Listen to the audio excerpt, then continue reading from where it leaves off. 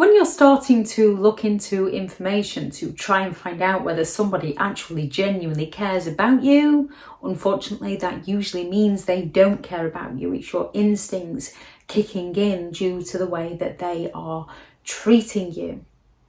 Hello everyone, welcome back to the channel where we discuss all things narcissism, and this video is going to be some signs that a person does not genuinely care about you. As narcissistic people tend to exploit you. They earn your trust. They breadcrumb you to give you that false hope. They mirror you to get to know who you are as a person, to future fake with you, to give you that excitement of something you can achieve in the future and that desire to work with them, so that you believe that you are compatible and that you do care about each other. So it's not always that straightforward to recognise that they don't care about you, because they don't just walk into your life and say, I don't like you. They walk into your life and claim that they love you. The parents that raise you claim that they love you, yet treat you like dirt. So when it comes to recognising whether or not somebody cares about you, one of the first things is they don't do favours for you unless there's something in it for themselves.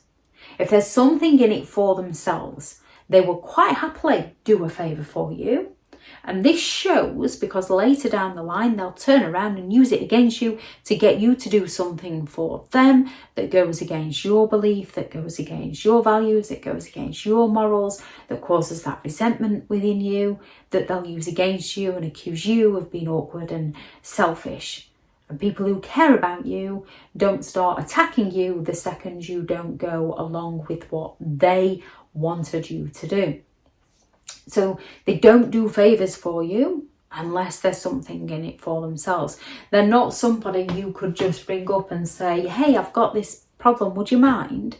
Yeah, sure. Oh, I've got this on. I'll be over as soon as I can. Or, oh, I can't do it this week, but I will get there next week. And then they get there next week. Or next week they might say, oh, sorry, I can't come today. I will come tomorrow. And then they actually turn up for you.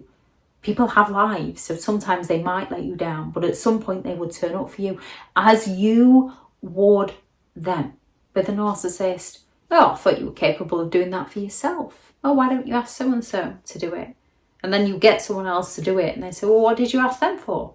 I could have done that for you. Oh, I wouldn't have done it like that. I'd have done it like this. So if you go ahead and do it for yourself, they'll not praise you for your achievement. They'll tell you how you did it wrong and how they could have done it better. They don't care for your needs. We can all have needs. There's nothing wrong with having needs, although a narcissist will make out there is something wrong with you having needs. There's nothing wrong with them having needs. There's something wrong with you having needs. So with a narcissistic person, they don't care for your needs. They use them against you to hurt you and to exploit you and to punish you. They shower you with attention, affection and support to gain that admiration from you. And then when they're not getting their own way with you, they withhold attention, affection and support to punish you, to hurt you, to mock you, so that they can get revenge on you for not doing as they wanted you to do. They accuse you when they ask you of something and you've got something planned. They accuse you of being awkward and selfish and stubborn. What would you want to do that for? What are you going there for? Who are you trying to impress? So they can accuse you of all sorts of things. Yet if you ask them for something, they'll not do it and you're not allowed to say anything to them. They don't know the little things about you. They know enough about you to use against you. And when people use the little things they know about you to use against you, to hurt you, they don't care about you. They care about exploiting those things about you so that they can get their needs met by you. When it comes to little quirks, we all have little quirks. With the majority of people who love and care about another person, those quirks are endearing, even if they're funny. With a narcissistic person, they belittle you over them.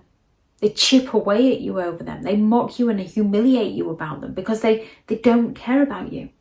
They put the absolute bare minimum effort in, yet they expect the maximum from you in return. In the beginning, when they're love bombing, or during the relationship, when they're offering that intermittent reinforcement, they'll be there for you. They'll give you those expensive gifts. They'll take you on those extravagant gifts. They'll message you morning, noon and night. They will talk to you for all hours. They will listen to you so that they can extract the information they need to use against you. So it can feel like they're putting the maximum effort in. Yet as soon as they've got you where they want you, they begin to withhold that effort. Yet they find a way to blame you. Well, if you hadn't have done this, then I would have done that. Or they justify it in so many normal ways of, oh, I've just had a long day, and we all know we can have a long day. They will promise you something, claim they've had a long day, you can accept that, but they will not deliver on that promise. Only if you've had enough and start to walk away will they then offer that intermittent reinforcement and future fake and say, oh, what about when, let's go and get that booked. Go and book it, we'll go and do that. However, they don't enjoy other people's pleasure unless they're responsible for that pleasure. They enjoy other people's pain. So you go and book it and they find a way to ruin it. Or what did you book it then for? You know I can't go there. He's so inconsiderate. So they turn around and attack you for what they asked you to do. They don't talk with you. They talk at you. They talk over you. They exaggerate about how amazing they are. Share your good news with them, and they downplay it, they belittle it, they mock it, they criticise it, or they talk about how they did something 30 years ago that was far better than what you did. Share your bad news with them, they're not there for you. They're not supportive of your needs when you're going through a difficult situation. They bring it back onto their needs or things that they've suffered far worse than you. Or you might hear of a relative suffering and the narcissist will stand there and went, oh, it's still not as bad as what I had to go through. Well, at least now they know what it was like, because they'll claim that relative wasn't there for them, even though the relative was, because the narcissist is not going to be there for that relative. They don't remember the good times. They don't genuinely remember the good times unless they're using those against you to exploit you. When you've ended it with them, or they've discarded you and the new supply isn't working out how they wanted, and they say, hey, remember when we did this, to pull on your emotions, to hoover you back into their games, to treat you like dirt, to discard you all over again. They only remember the good times, which involves them being superior to you, being better than you. They only call you when they want something from you. They're only there for you when they require something from you. In the beginning, they'll be there for you, but as the relationship progresses, they are only ever in touch when they need something from you.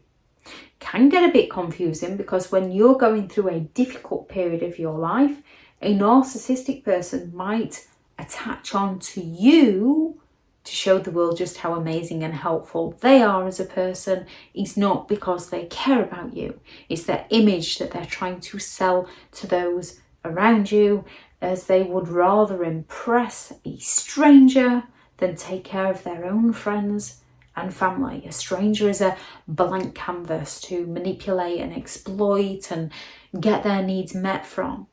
Their own friends and family are beginning to see through the narcissist's lies. The narcissist is losing their disguise to them.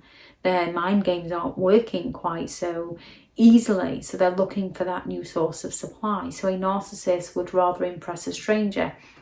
And they will listen to a stranger because they're looking to extract the information they need from that stranger to use it against that stranger to exploit them. The stranger does not get treated any better or worse than you did. It's a pattern of behaviour with them.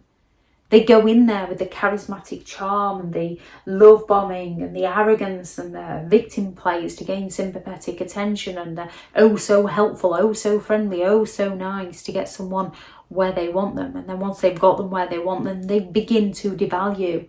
They isolate, they intimidate, they place that fear, they sabotage, they destroy.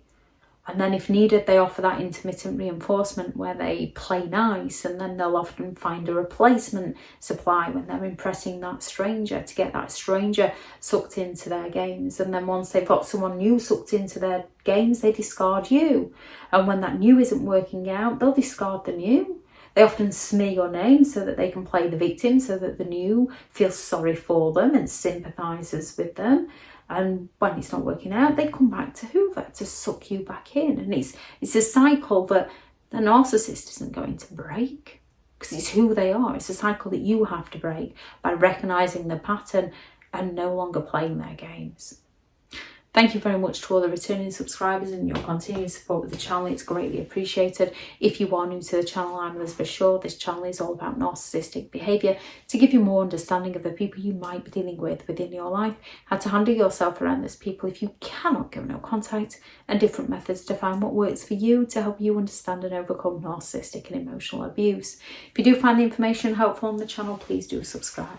If you are looking for further help and support in understanding and overcoming narcissistic and emotional abuse, I do have several online guides available, and those teachable links are in the video description.